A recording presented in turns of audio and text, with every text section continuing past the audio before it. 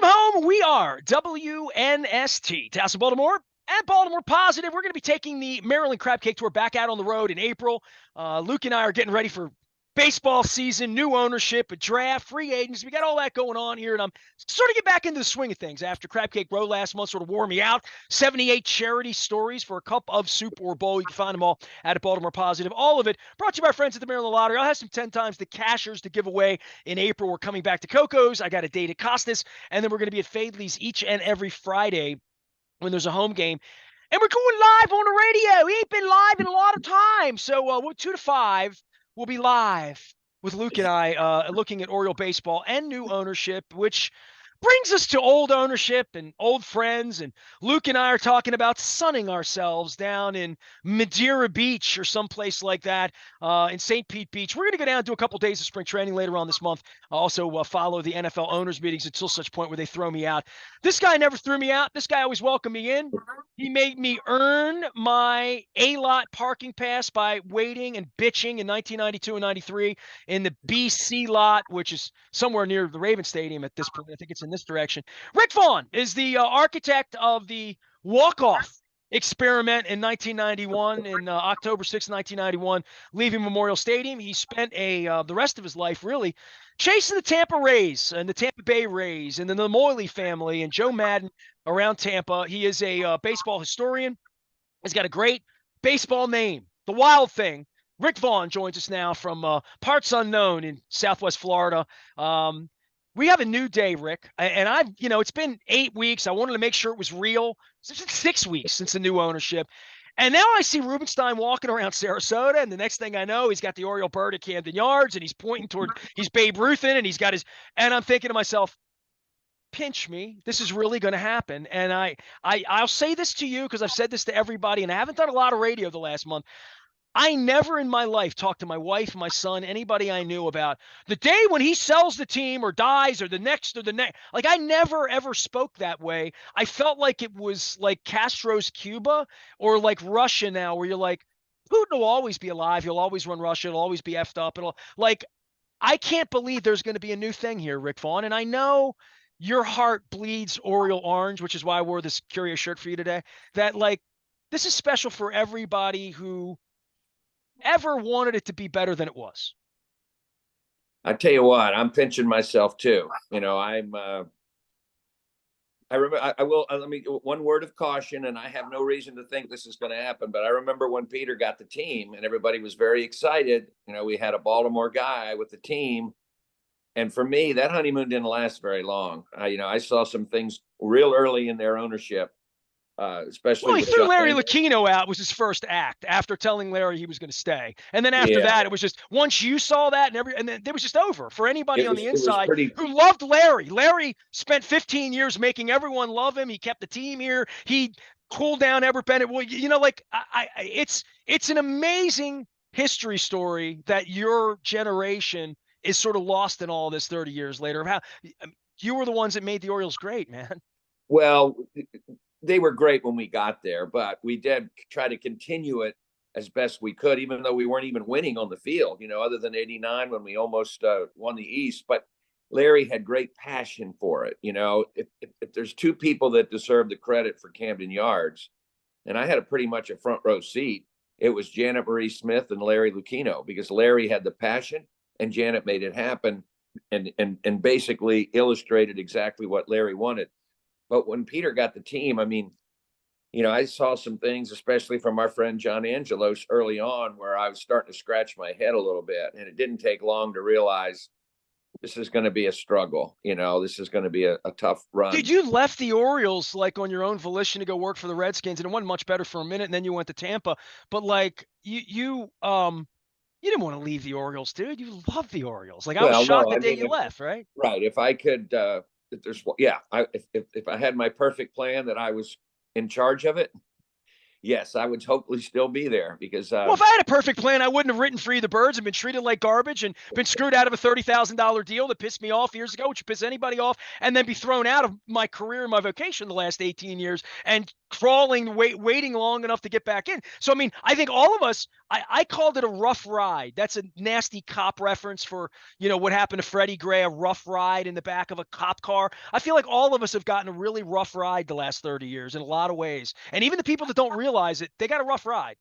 yeah, no, I would never have wanted to leave there. I mean, I had the best setup in the world. My office had a window right over the right field wall. I can remember the All-Star game in '93. I got a few comp tickets, gave them out. Then all my college buddies wanted to come to the game. And I said, well, I can't get you in, but you can sit in my office and watch it if you want. And they did. They had a couple coolers of beer, had the TV on, but looked right out the window at the game and got to feel the whole experience, which was unbelievable, having the All-Star game at Camden Yards. So, no, I never wanted to leave there. But again, we saw things going on that were like, man, I'm disappointed and I'm surprised that they're doing these things. And so when I left, yes, I left on my own, was my own decision to leave. But if you would have said to me in 91 or 92, are you going to leave the team? I would have said, are you crazy? This is heaven. But it's my girls grew up going to games that, at Memorial Stadium and Camden Yards. So yes, let's go back to the positive. I'm very excited about this. I've already seen something that makes me very excited about this group. And you probably know what it is, but on April 27th, they're going to rename the press box after Jim Henneman. Now, I've been very disappointed in a lot of things the Orioles have done over the years. This one's got my attention because this was the right thing to do. I don't know who was behind it, but I give them tremendous amount of credit that they're honoring Jim Henneman that way. And I'm going to be up there. I'm going up for it. That's how much it means to me. Well, Jim Henneman was my colleague and my coworker in 1986. I haven't seen Jim in a long time because I'm not allowed in the press box. So I've been vilified by them, even to people like Jim Henneman, like that I've known my whole life. Like no one associated with the team that takes a paycheck is allowed to be friends with me, allowed to link in with me, allowed to even look at me. Rick, I thought about this like 3 nights after this. I was having a glass of wine with my wife, and I'm like, I have never been down there in my marriage, 21 years, and been treated well. I don't ever remember a time walking down there and feeling anything other than their ire, their nastiness. When I walk through on opening day to the club level, if anybody sees me, they scowl at me and look at me like I've done something shameful by telling the truth. Like, it's unbelievable. So this new group, what I would ask you, when will we know it's changed? Because like the Eli Jacobs thing wasn't good for you, right? And then Peter comes in and you're hoping, and then like you said, it didn't take you long to get. I mean, people got out quick, really quick, and especially the people that went to San Diego with Larry. Soon there, Baker Copham was one of those people. A lot of people went out, and they came back with the Ravens. Some of them came back, but I would say I haven't been treated well there. Even when Mike Flanagan was trying to treat me well and invited me to the owner's box when I got married 20 years ago, we still got treated like shit by everybody, not him and his wife. Like literally everybody else looked at us and looked at him like, how dare you bring him here? Like that's all I know. That's been since I was 25 years old. That's how I've been treated. I don't know what the sign will be for me personally. I'm in a different place than any other fan who comes back and spends money. What will you know from the inside? And like you're like, be careful. This guy could be worse. I don't know. He could be worse, different, bad. I don't know. But like, it's going to be different. But what if they hire you as a consultant, say, come in for 6 months and let's fumigate it, Rick Vaughn, because you're a professional and you know how to do this. And you have the energy, you have the love, you have the passion. Rick, Rubenstein reaches to you 6 weeks from now and says, come in. What do you do? Where do you even begin? Well, it's been a while. I mean, I've been out from the Rays for the last 6, 7 years, so I haven't really been too much attuned to what's gone on recently. But I think ultimately, what happens is it's all about, to me, it's one thing. It's about communication and building relationships. I mean, if somebody said, "What do you do for a living?" in the fewest words, that's what I would say: build relationships. So knowing that, I think I would probably get the constituencies together that are the stakeholders, find out, not trashing anybody, but just trying to find out how we can do our job better. And I think I would start. That's probably the first thing I would do. I'd probably start with all the media there, invite them out and say, throw any pieces of rotten fruit you have at me. But what's going on? What's gone wrong? We're not going to be able to do See, I everything, was but never I allowed think, to say that out loud. I'm an a-hole for just talking out loud with you about it because you're like, I've been treated like trash. Like if anybody asks me, I can give you. Come on, Rick. I mean, they called you and told you not to credential me in Tampa. They called Toronto after I had reservations in hotels to go cover playoff games, and they told the Blue Jays to not let me in. They told the Nationals to not let me in when I was doing a charity tour in 2000. Like I've got war stories about. They called the Hyatt in Sarasota and canceled my hotel reservation. They wouldn't allow me to stay in the hotel that they stayed in Sarasota 15 years ago when I wanted to come down. Like, it's unbelievable. But like, I don't know what that means to anybody or what that means moving forward for how these people are going to operate and try to get people back, because it's a fractured media market in a lot of ways. The city's so much different.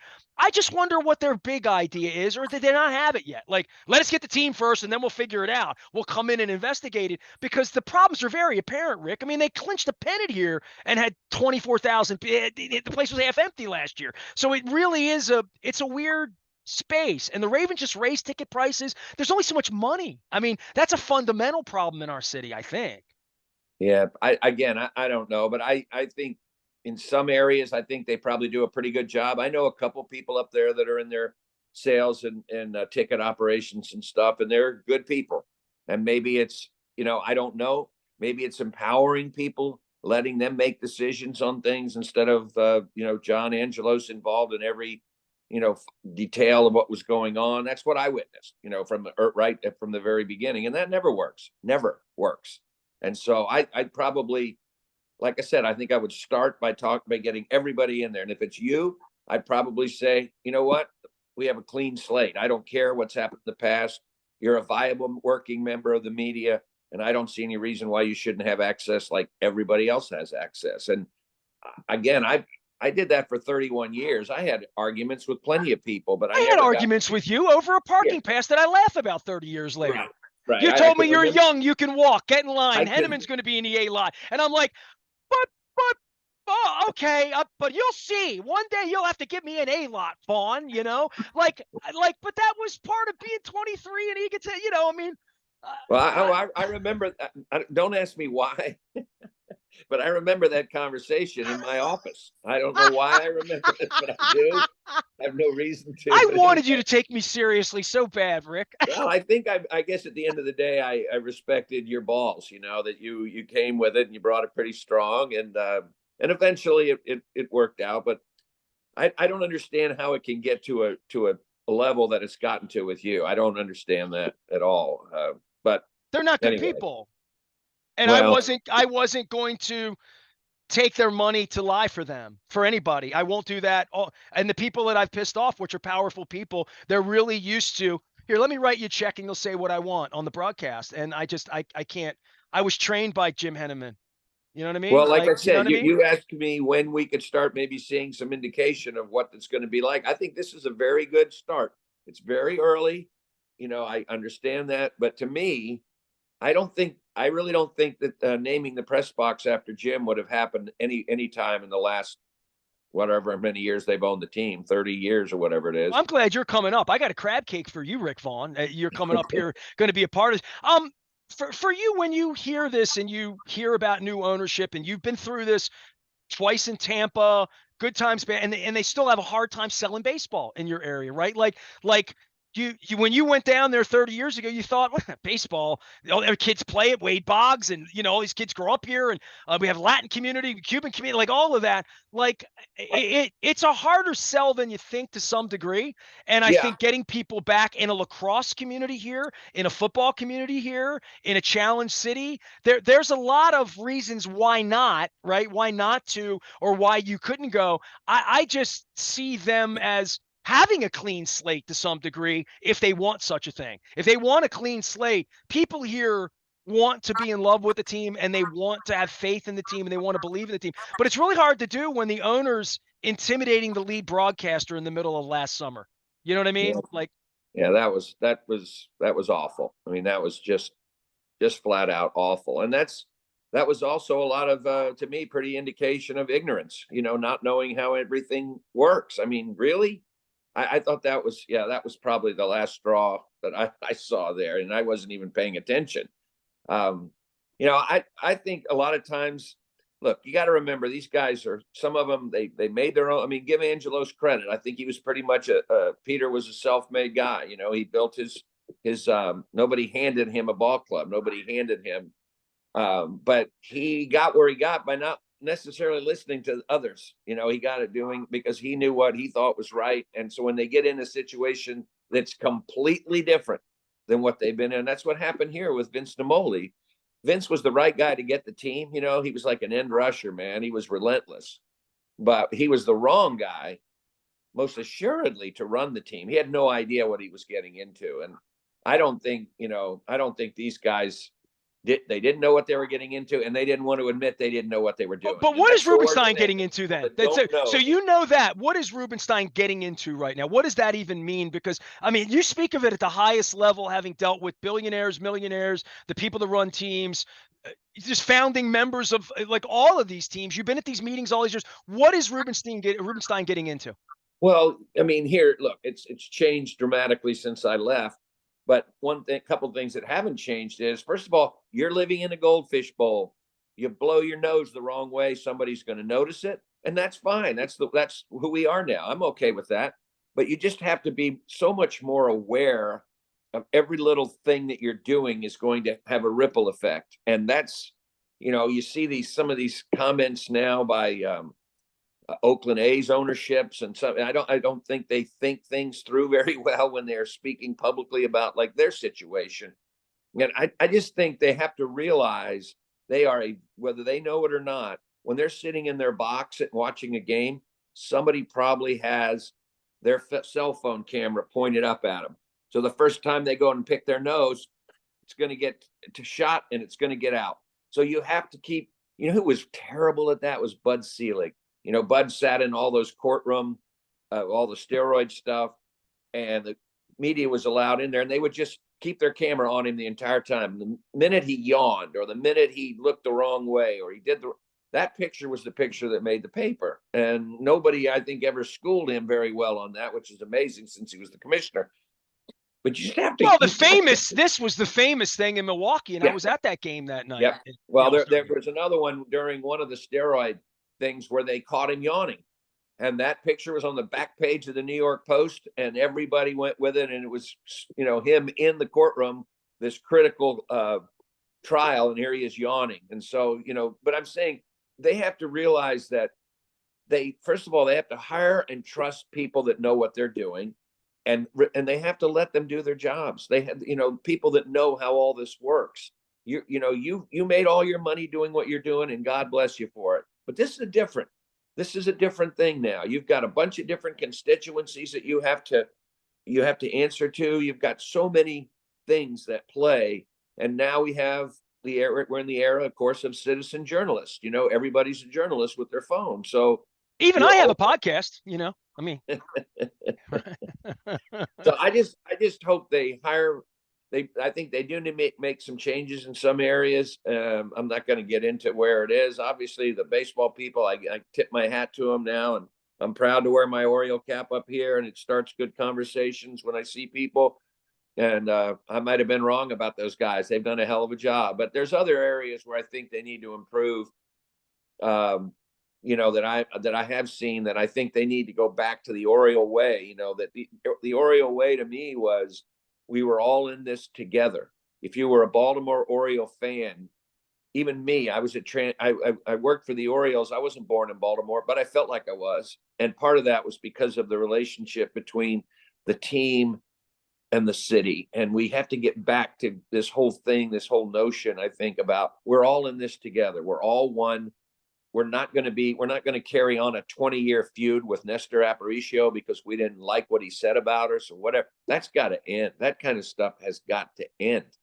And I had such a great feeling of pride there. I was lucky. I came in at the end of the run in terms of wins. I was there from 84 to 94. So we didn't win that much. but there was still such a great, the closing of Memorial Stadium. That was so important because that was such a tip of the cap to all the people that had such great memories there, and I give Larry Lucchino all the credit. We went to him with the idea of bringing all the players back, and he knew how important it was that the people of Baltimore. Was Memorial Stadium a great ballpark? No, it really wasn't, but it was in the fact that we had so many things to celebrate there between the Colts and the Orioles. And the Orioles did not lose sight of that fact. And everybody said Lucchino was a Washingtonian and didn't have a feel for it. He did. And I think that was so important. That was like one of the greatest days I've ever had in baseball. And it really didn't have anything to do with wins and losses. It was looking out at that stadium as the players were going out there for the final time and not hearing one person cheer, but looking up into that stadium and seeing every single body in there. Everybody was crying.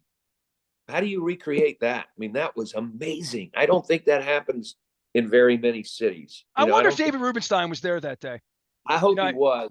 I hope he was. That was, to me, that was I'm not saying it because I was involved in it. I'm just saying that I was so proud to be involved with it.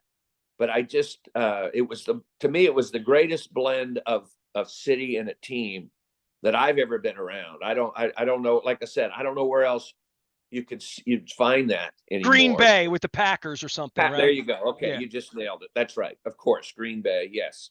But I don't know, and maybe there's a couple of Stedman would always say on our best day, the Colts were Baltimore's college football team. Yes. And then that begat the Orioles. 57, 58, 59 with the Colts begat the Orioles of 66 and my cousin and Brooks and Boog and Frank and everything, Earl, everything that fell onto you when you got here. Yes. Rick Vaughn is the wild thing. He is the longtime public relations and communication specialist of the Tampa Bay Rays, the Devil Rays before that, and the Redskins before that, and the Orioles for a long, long time in the 1980s.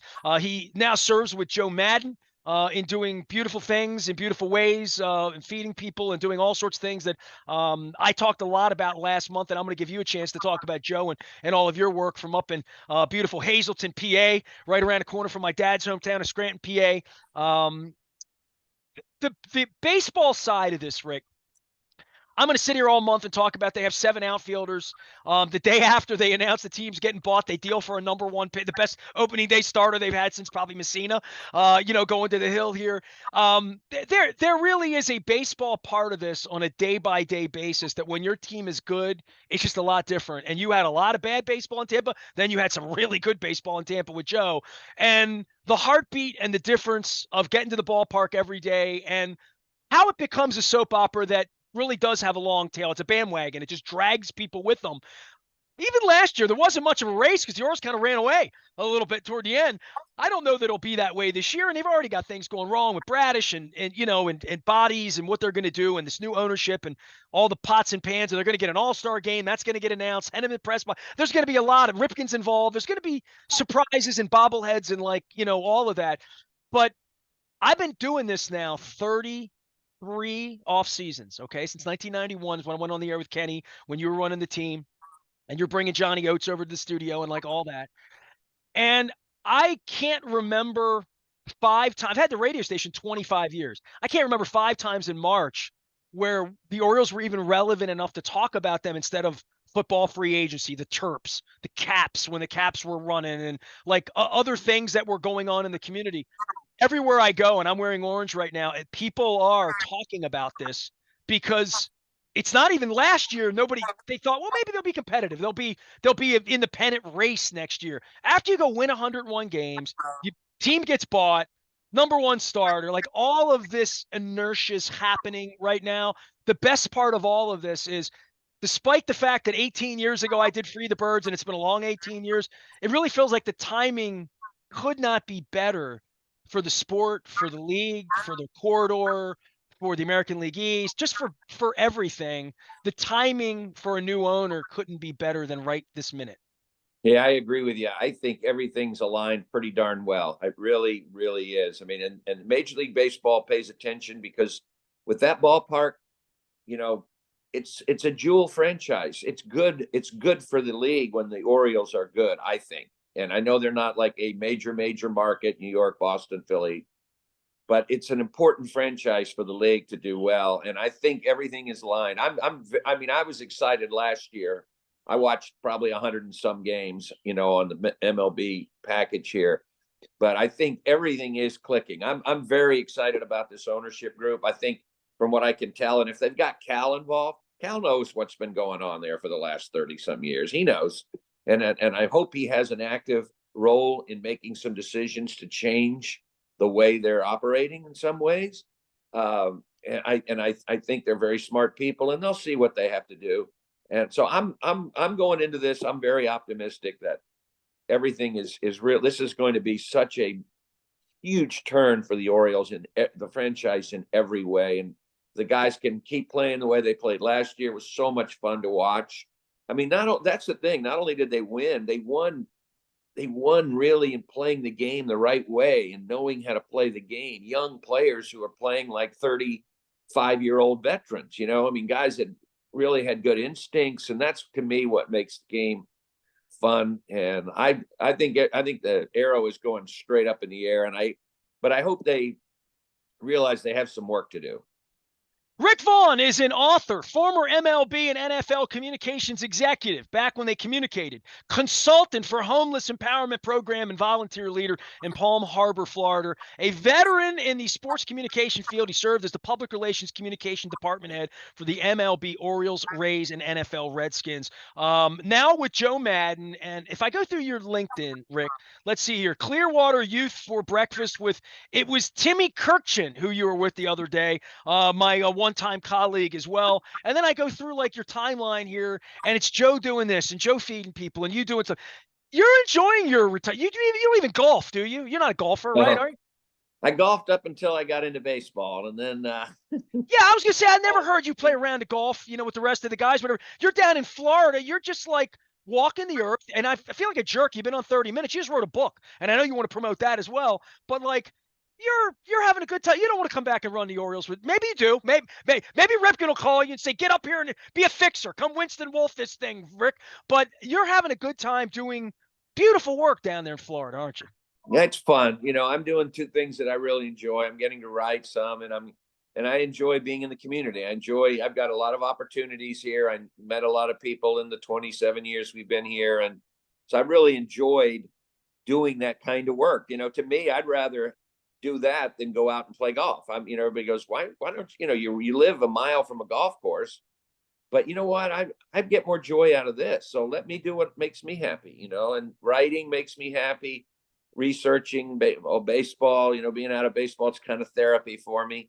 And I've been fortunate enough. I love working in the community with people. And you know what? I'm one of these people that I don't think what I'm doing is heroic. I think everybody should be involved in helping in the community. I really do. I think volunteerism is something that we should promote more amongst everybody. And I know they're doing it with high school kids, and they have to do community service. And I think that's a great thing because it exposes them to the needs of the community. And I mean, I see some stuff that really will make you cry, and some of these it's people humbling. It's very, very humbling anytime you get involved. It doesn't take much. Very humbling, and it keeps me grounded. And the other thing is, and I don't want to get into it because it'll make me cry, but there's certain moments where you get really, really good clarity on something where you want to know what your purpose is here. You want to know what this whole thing is about.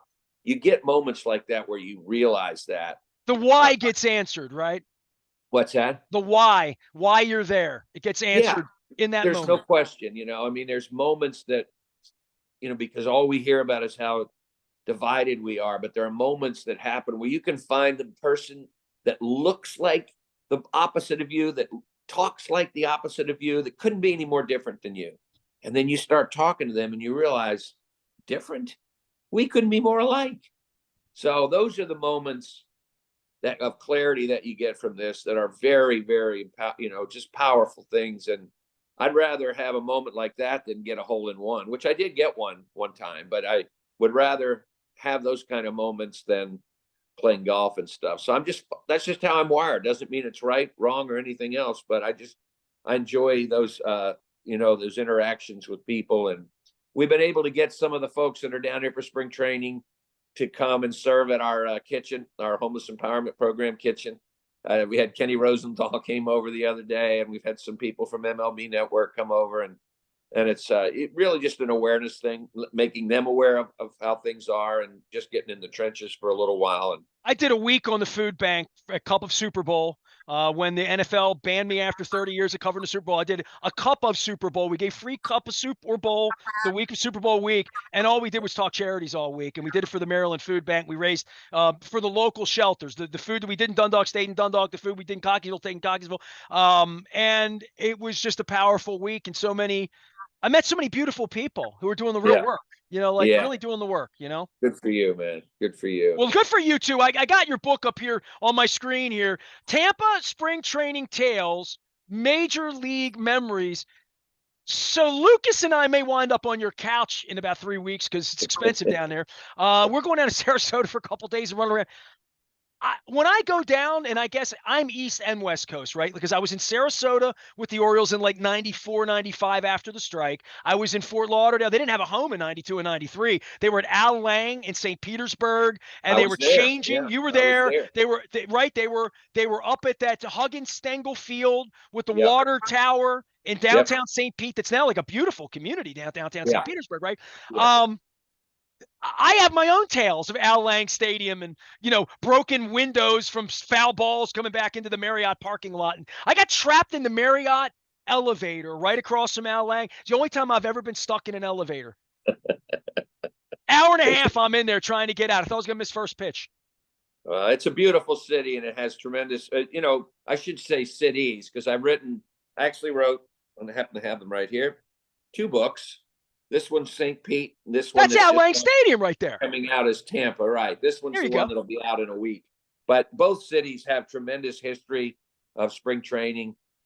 So much history, and a lot of people go, "Well, it was spring training. Nobody pays attention." But the stories that come out of that, and some of the things that happened that impacted the game down the road, are pretty amazing. So I had so much fun writing both of these books, and it's been, like I said, it's been kind of therapeutic for me. All right. My favorite spring training story that I'm going to share with you at Huggins Stengel Field was, and you talk about things that changed spring training. Jamie Moyer trying to make a team, fifth organization, soft trash lefty. The best part was had a beautiful wife whose father was Digger Phelps, and Digger and I would sit and talk basketball. Digger would do the show with me. Like, it was awesome. Jimmy Poole, oh my God, the late great, one of the great humans Loved him. that I met Loved in him. baseball. Yeah, I Jim loved him. Poole, what a beautiful man Jim Poole was.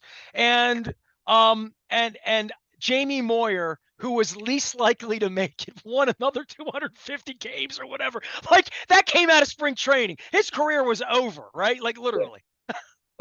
That's one of the most amazing stories of all time. I mean, we were hoping we could get maybe a year or two out of him as a fifth starter, and then he pitched for like another 12 years. Like, what? Yeah. So, I mean, that's the kind of, when I think spring training tales. And I always tell Luke, there's a little place right by Huggins Stengel that has really good seafood right on the main drag there, and I would always go there and get a fish sandwich. So we're going to be down doing the spring training thing with you. I do hope to see you. I hope we at least get some stone crabs or some grouper, or Sure. for old time's sake. I'll see you in a few weeks. Love you, appreciate you, keep up the good work. Anything you want to say about Madden? How's he doing, Joe? He's doing well. He just had back surgery, actually, and they wouldn't let him spend the night alone after he had the surgery. So it was him and me one night together. So if he didn't get up in the middle of the night and hurt himself, so I spent this one last week. But he's doing fine. See, He's still, he thought you were just going to work for him, and it turns out you're the caregiver in the end, right? Like, literally, right? yeah, he's doing well. He's still active with community stuff, and he plays a lot of golf. And I think he wants to get back and manage again. I just don't know if he's going to get the opportunity. We hope that he does. He's 70 years old, and he's 70 going on 40. I mean, he's always been that way. He's very young at heart. He's younger than most 30 and 40-year-olds I know. So he has a lot to give. And I just know one thing, and that is that the game is better when he's in the game. And so I'm hoping he gets a chance to get back into it. And there's so many things that are being done now by teams that Joe did back in 2008. And everybody went, "Oh, you can't do that. You can't do that." Well, guess what? Everybody's doing some of those things now. So I hope he's in the game, and he's a guy that can stretch everybody's imagination. And that's always a good thing. Well, I love the glass of wine I had with him right about left center field at the Trop at the Taste of the NFL in 2009, and Right. we were in a three-way conversation with him and Max Weinberg, the Mighty Max from Springsteen's band, Yeah. and we were discussing how seeing Springsteen in Milan would be the place to see him, or Barcelona. So, but I've never had a crab cake with Madden, so you need to work that out. Tell him it'd be an honor to have a crab cake with Joe Madden, and we'll promote all his good stuff if he ever comes in here for anything baseball oriented. Hey, our town's about to catch baseball fever again, Rick Vaughn, and I hope that I'm you're a part of it. excited. I have a crab cake waiting for you in 3 weeks, along with Jim Henneman, an ice cold beer, and it'll be good to see you. Thanks for visiting, So brother. I'll see you soon. All right, Rick Vaughn, longtime PR guy and still communicating from his home in Tampa, and even offering WNST and Baltimore Positive a piece of his couch on a Saturday night in March. Back for more on Guest room. WNST. We'll do that. We'll do better than that. We'll give you the guest room. Thank you, Rick, and free access to the refrigerator, no doubt, if I stock it. Back for more after this.